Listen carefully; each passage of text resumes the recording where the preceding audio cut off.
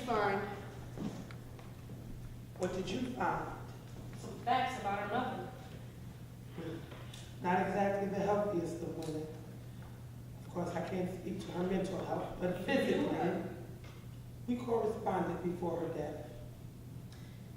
How old was Agnes when her mother died? 17. Why was she sent to you? Her mother Shouldn't she have requested. been sent to next of kin? She was. Agnes's mother was my younger sister. You lied to me. About what? You said you had laid eyes on Agnes until she set foot in the convent. I didn't. I was a great deal older than my little sister. As a matter of fact, I was already married by the time she was born. She was the proverbial black sheep. She ran away at a young age and we lost touch with her. After my husband passed and I joined the convent, she got back in touch with me.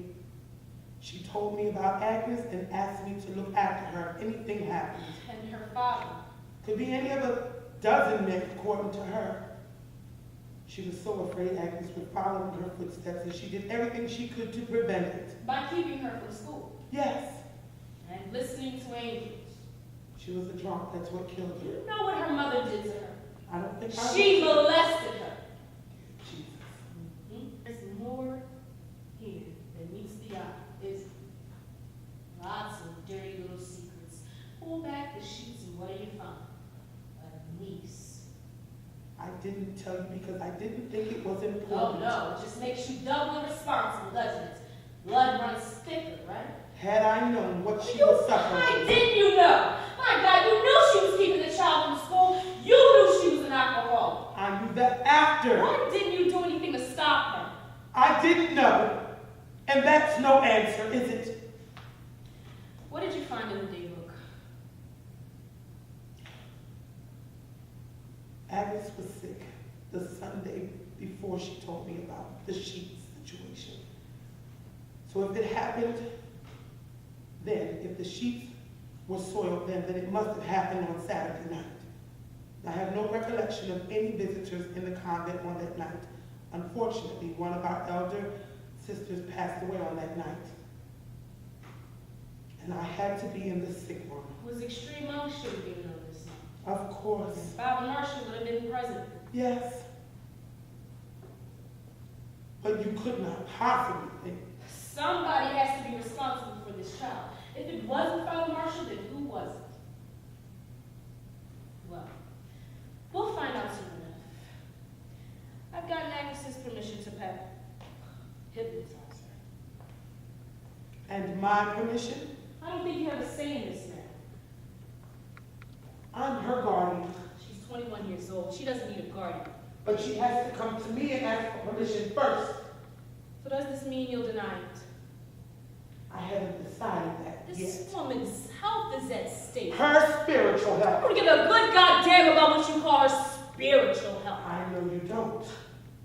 Sentence her and be done with it. That's what you're saying. Well, What I'm saying is that you have a beautifully simple young an unhappy woman. But she could be happy again. She once was and she could be again if she were left alone. Then why did you call the police in the first place? Why didn't you just throw the baby in the incinerator and be done with it? Because I am a moral person. Oh, bullshit. Bullshit yourself. The church doesn't have a corner on morality. What does the church have to do with it? Nothing. Absolutely nothing. What did we do to you? What did the church do to you? What did we? Sell some indulgences? Oh, and don't deny it, because I can smell an ex-Catholic a mile away.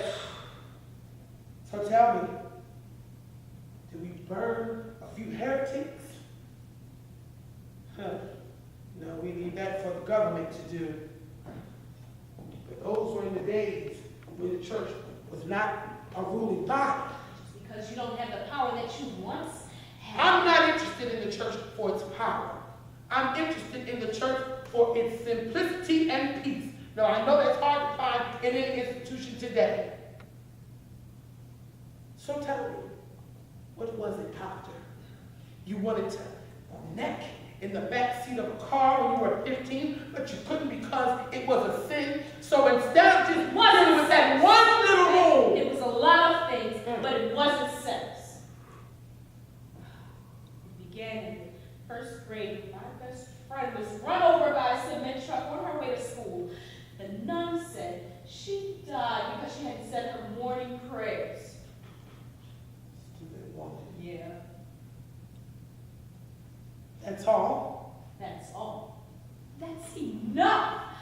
She was a beautiful little girl. What does that have to do with it? I wasn't. She was the pretty one. She died. Why not me? I hadn't said my morning prayers either.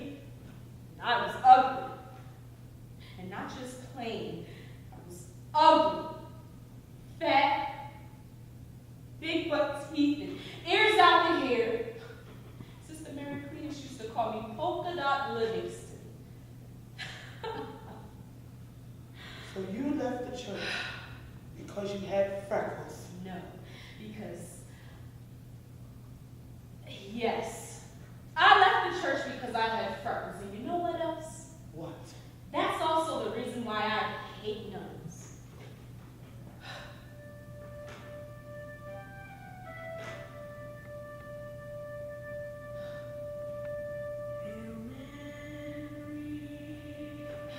Why is that so important to you, her singing?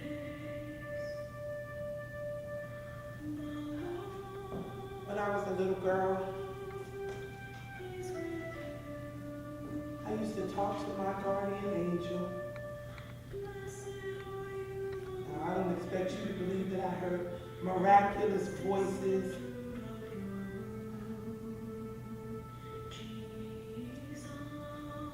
But I had angelic conversations. Just like children have invisible playmates. Kind of like my little sister. But I was much younger at the time, and I'm not my sister.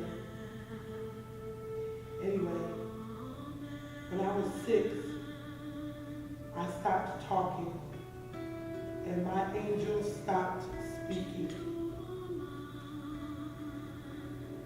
I stopped listening. But just as a sailor remembers the sea, I remember those conversations. I grew, married, was widowed, and then I joined the convent. And I was chosen as Mother Superior. And I looked at myself in the mirror, and I saw nothing but a survivor of an unhappy marriage, a mother of 2 angry daughters, and a nun who was certain of nothing, not of heaven, not even of God. And one day, I was walking in the field by the convent wall, and I heard a voice. And I looked up in the window, and I saw one of our new postulants standing there, and she was singing. She was beautiful.